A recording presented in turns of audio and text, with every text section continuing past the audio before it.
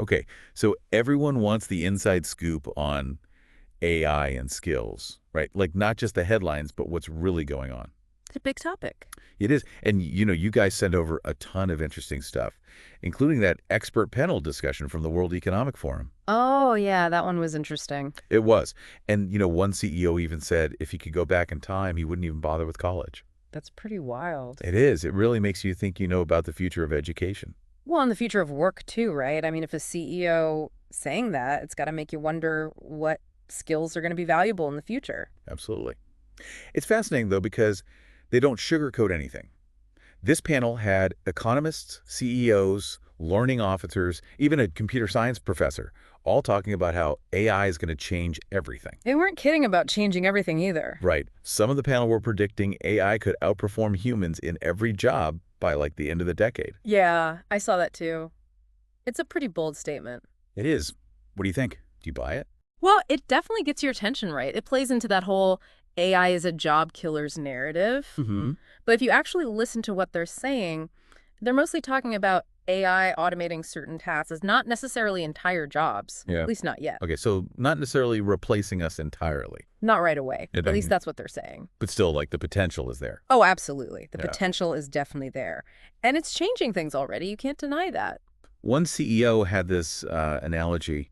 It's kind of brutal, but he compared AI to like a company's dream employee, you know? Works 24/7, never takes a sick day, Yeah. no weekends off. It makes you think, doesn't it? It does. It makes you wonder, like, what does that mean for us? What's the future of human work if AI is taking over all those tasks? Right. Like if AI is doing all the repetitive stuff, what's left for us? What kind of value do we bring to the table then? That's the big question, isn't it? So if those kind of like repetitive, easily automated jobs are the first to go, what kind of work is safe, at least for now? Well, the panel talked a lot about jobs that rely on those uniquely human skills, things that AI still struggles with. Like what kinds of things? Like, think plumbers, caregivers roles that require complex judgment, adaptability, critical thinking. It's the stuff that AI can't really do yet. Exactly. Those are areas where AI still has a long way to go. So basically, if your job involves a lot of human interaction, creativity, problem solving, you're probably in a good spot for now. For now, yeah. But the key is to be prepared for anything. The future is uncertain and things are changing so fast. It really is. Like, it feels like the ground is shifting under our feet. And they talked about upskilling, too, which, less than 4% of 53 million workers were upskilled by their companies over a 4-year period. That's crazy. Yeah, that was a pretty shocking stat. It is. So whether it's AI or something else driving all this change, the message is clear. Lifelong learning is more important than ever. Couldn't agree more. The panel really hammered that point home. They said that learnability, how quickly you can adapt and pick up new skills, is going to be crucial. And, get this, some companies are even factoring that into their hiring decisions. Wow. So it's not just about what you know. Nope. It's about how quickly you can learn new things. That's really interesting. It makes you wonder, though, how do you even measure something like that? Well, some companies are using simulations or assessments to try and get a sense of someone's learning agility. Learning agility. Is that like a buzzword or is that something real? I think it's becoming more and more important. The idea is to see how quickly someone can grasp new concepts and apply them in different contexts. It's still a developing area, but the panel seemed to think it was a pretty big deal. So it's not just about having a degree or years of experience anymore. It's about being able to learn and adapt. And that brings us to another key skill the panel highlighted. Which is Metacognition, knowing how you learn best. meta what? Metacognition. It's a mouthful, but it's basically about being aware of your own thinking, understanding how you process information, knowing your strengths and weaknesses as a learner, and being able to adjust your learning strategies accordingly. So being like a self-aware learner. Exactly. And it's especially important now with AI potentially feeding us so much information. We need to know how to evaluate and process that information effectively, to sift through the noise and figure out what's important. It's like with all the information overload these days, you need to be able to filter and prioritize, right? Exactly. And metacognition can help with that. It can help you become a more efficient and effective learner. Which is crucial in this rapidly changing world. Absolutely. So we've got learnability, we've got metacognition. These are some of the key skills for the age of AI. But what about traditional education? Where does that fit in? That's a good question. Like, is college becoming obsolete? That sparked a pretty heated debate on the panel. One expert argued that traditional education is just too slow to adapt to the rapid pace of AI development. He used that example of Oxford University taking like, what was it, 125 years to approve a geography major. Yeah. By the time they got around to it, satellite technology had already revolutionized the field. It's a pretty powerful image, isn't it? It is. He was basically saying that formal education is struggling to keep up with the pace of change. And it's a valid concern. It is, because the skills you need in the workforce are changing so fast. So what's the point of getting a degree if it's going to be outdated in a few years? That's the question a lot of people are asking. And then there's the whole issue of AI doing your homework. Oh, yeah, that's a big one. One professor on the panel shared his strategy. Using AI gets you a failing grade, but improving on AI's output, that gets you an A. I love that approach. It's pretty clever, right? It encourages students to use AI as a tool for learning, not a crutch. And it forces them to think critically about the information they're getting. Exactly. But the thing is, AI has the potential to be so much more than just a cheating tool. It could actually make education more personalized and accessible. Like having a world-class tutor in your pocket, available anywhere, anytime. Exactly. Imagine that. But of course, that raises other questions too. Like what happens to teachers? Right. What happens to human interaction in education?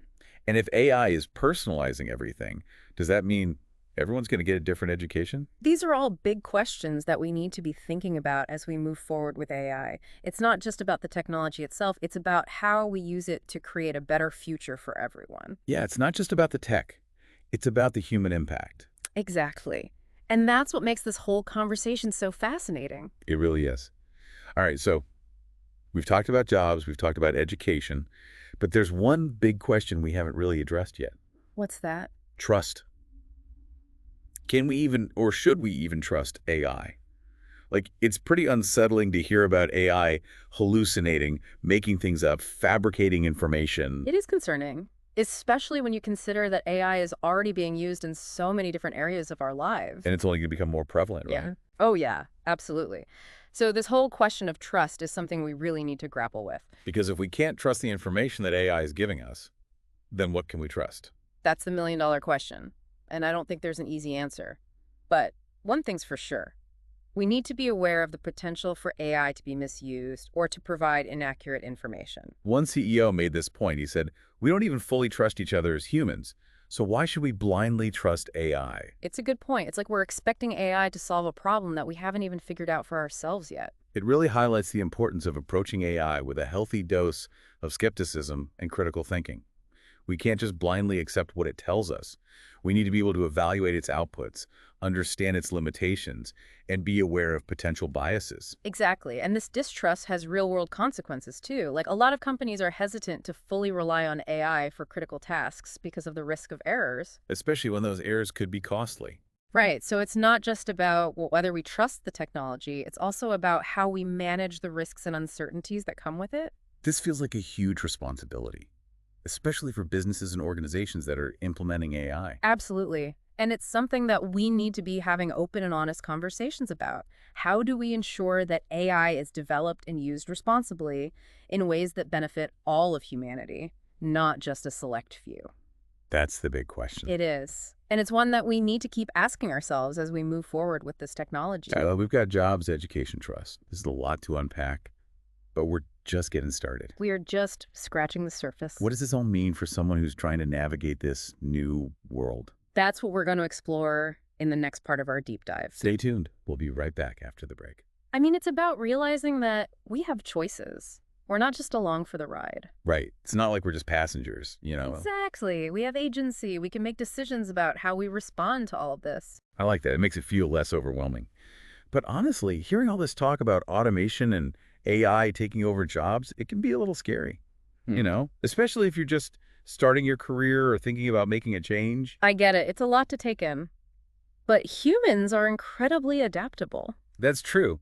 We've always found a way to adapt. It's one of our greatest strengths. And one of the CEOs on the panel actually made that exact point. He said, survival, the ability to adapt, is still our most valuable skill in the age of AI. He wasn't messing around either. He was pretty straight up about it. He was. He basically said that The people who will be most successful in this new world aren't necessarily the ones with the fanciest degrees or the most experience.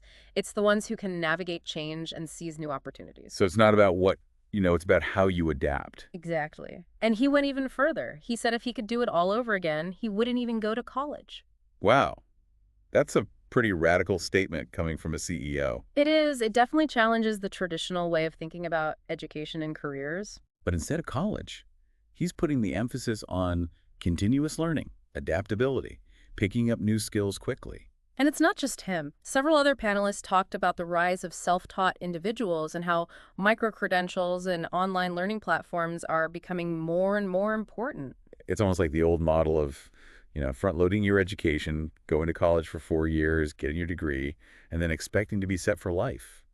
It just doesn't seem to apply anymore. I think that model is being challenged in a big way. The pace of change is just too fast. The skills you learn in college today might be obsolete in a few years. So then what? What do you do? That's the big question, right? What are your thoughts on this whole shift?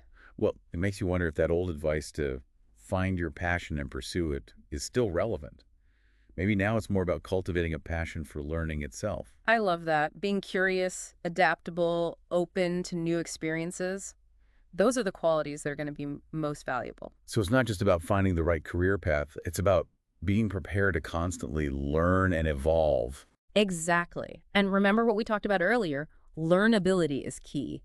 That's what the panelists kept emphasizing. Not just what you know, but how quickly you can learn new things. Right. And they even said some companies are starting to assess learnability during the hiring process, moving beyond just looking at degrees and experience. How do they even do that? Some are incorporating simulations or assessments into their interviews, putting candidates in unfamiliar situations and seeing how they react. So they're not just testing your knowledge, they're testing your ability to learn. Exactly. They want to see how you approach new problems, how you process information, how quickly you can adapt your strategies. Makes sense. It sounds like being able to learn and adapt quickly is going to be a huge advantage in this new world. But what about the uncertainty? I mean, we talked about how AI can make mistakes. It can even hallucinate information. How do we navigate that? That's where critical thinking and media literacy come in. We need to develop the skills to evaluate information critically, regardless of where it comes from, and understand that AI, like any tool, can be flawed. One CEO put it really well. He said, humans don't even fully trust each other, so why should we blindly trust AI? He's got a point. It's like we're expecting AI to solve a problem that we haven't even figured out for ourselves. So how do we build trust in AI? Well, maybe it's not about trusting AI blindly. Maybe it's about understanding its limitations, being aware of potential biases.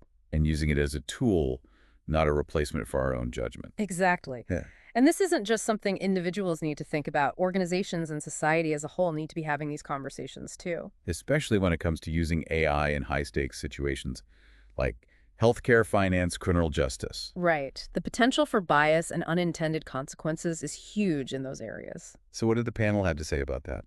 Well, they emphasize the need for transparency and accountability, making sure that AI systems are designed, trained, and monitored in a way that minimizes bias and maximizes fairness. That makes sense. It's not enough to just automate processes. We have to make sure those systems are ethical and responsible.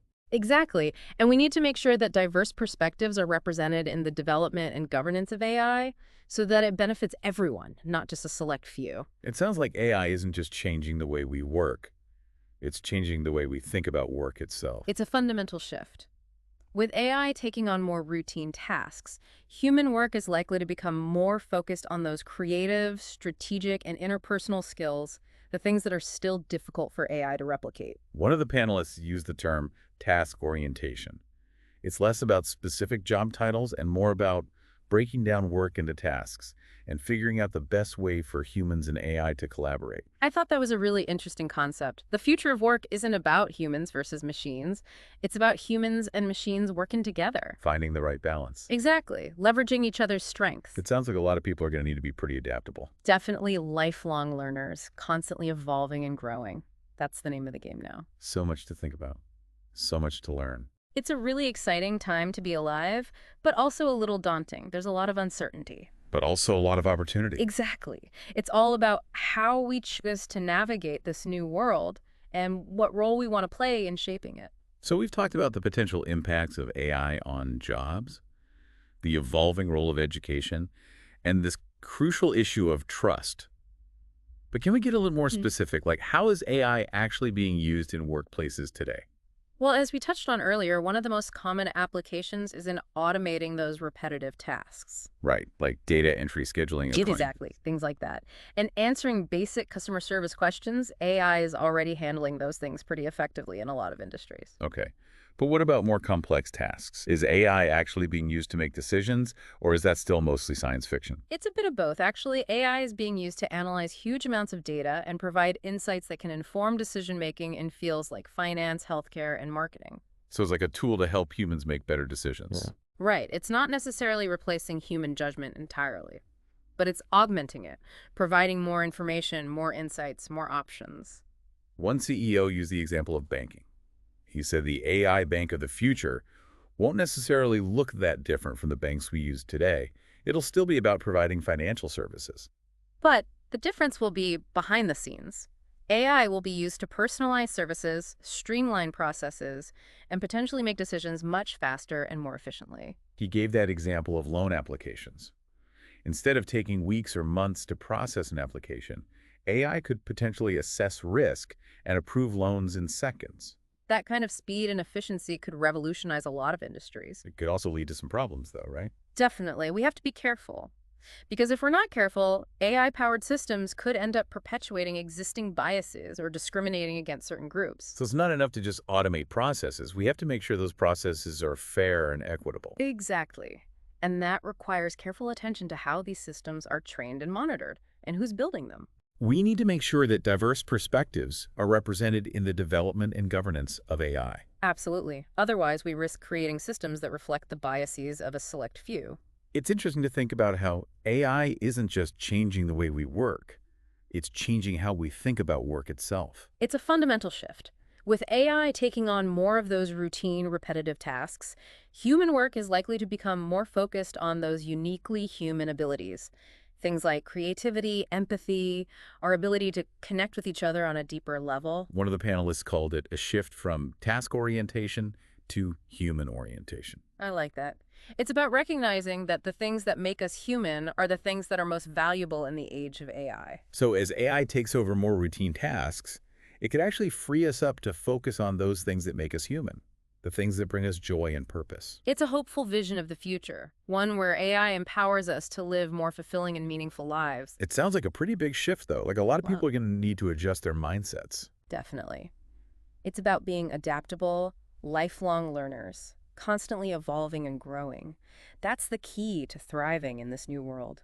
It's exciting, but also a little scary. There's so much uncertainty. There is, but there's also so much potential. Yeah. The future is still being written, and the choices we make today will determine what that future looks like. So what do we do? How do we prepare for this future? Well, I think the first step is to be aware, to understand what's happening, to educate ourselves about AI and its potential impact, and then to engage in these important conversations, to think critically about the choices we're making, and to advocate for the kind of future we want to see. It's a lot to take in. It is, but it's also incredibly exciting. The AI revolution is here, and it's up to us to shape what comes next. Wow, it feels like we've talked about so much: jobs, education, this whole idea of trusting AI or not. It's a lot to think about. It really is. But it seems like AI is already changing things in a big way. It is, and the panel was pretty clear that this is just the beginning. Right, like we're just at the tip of the iceberg. Exactly. And they kept emphasizing that we're not just along for the ride. We have choices to make. We do. We have the power to shape what happens next. One expert even said we should have started planning for this like 20 years ago. Kind of makes you think, huh? It does. He was basically saying that we were so focused on building the technology that we forgot to think about the consequences. Like we were so busy asking, can we do this? Yeah. That we forgot to ask, should we do this? Exactly. And he was really advocating for more investment in research and development, not just in the technical aspects of AI, but also in the social, economic, and ethical implications. It's not just about the tech itself. Right. It's about the human impact. And that brings us back to that question of trust, which seems to be like a big theme running through this whole conversation. It is, and it's not an easy one to answer. Right. I mean, we've talked about how AI can make mistakes. It can be biased. It can even be used for malicious purposes. And as AI becomes more powerful and more prevalent in our lives, these questions of trust are only going to become more important. So where do we even begin to build trust in AI, if we can even do that? Well, one panelist had an interesting perspective on this. Okay, what do you say? He said, instead of asking whether we trust the technology, maybe we should be asking whose bias we trust. Whose bias? Yeah, because at the end of the day, AI is created by humans. So it reflects our biases. Exactly. Our values, our assumptions, all of that gets baked into the technology. That's a really interesting way to think about it. So Yeah. it's not about trusting AI blindly. It's about understanding where it comes from and who created it, And what their motivations might be. and being aware of the potential for bias. Exactly. We need to be critical thinkers. We need to be able to evaluate information carefully, regardless of the source. And maybe we need to develop a new kind of literacy. AI literacy. Yeah. Like, we need to understand how AI works, how it's being used, and what its limitations are. I think that's a great idea. We need to equip ourselves with the knowledge and skills to navigate this new world effectively. This whole AI thing feels like it's not just about technology. It's about human evolution, too. Right. Like, we need to adapt our mindsets, our skills, even our way of thinking. Absolutely. It's a challenge, Yeah. but it's also an opportunity. And one of the panelists had a really interesting point about this. He said that while AI might be able to automate certain tasks, it can never replace the things that make us uniquely human. Our creativity, our empathy, our compassion, those are the things that AI can't replicate. It's almost like as AI takes over more of the routine tasks, it frees us up to focus on those things that make us human, the things that bring us joy and purpose. It's a beautiful vision of the future, one where AI empowers us to live more meaningful lives. To be more human. Exactly. But as we've been discussing, it's up to us to make that vision a reality. We have to be proactive. We have to engage in these conversations. We have to shape the future we want to see. Couldn't have said it better myself. Well, this has been a fascinating deep dive. It feels like we've just scratched the surface. We have, but it's a good starting point. Yeah, I'm definitely walking away with a lot to think about. A mix of excitement and, I guess, a little bit of caution. That's understandable. AI has incredible potential, but it's important that we use it wisely and ethically. And that we remember that the future is not predetermined. The choices we make today will determine what that future looks like. So what role will you choose to play in shaping the future of AI? That's something for all of us to think about. Thanks for joining us on this deep dive. We hope you join us again next time for another fascinating exploration of the world around us.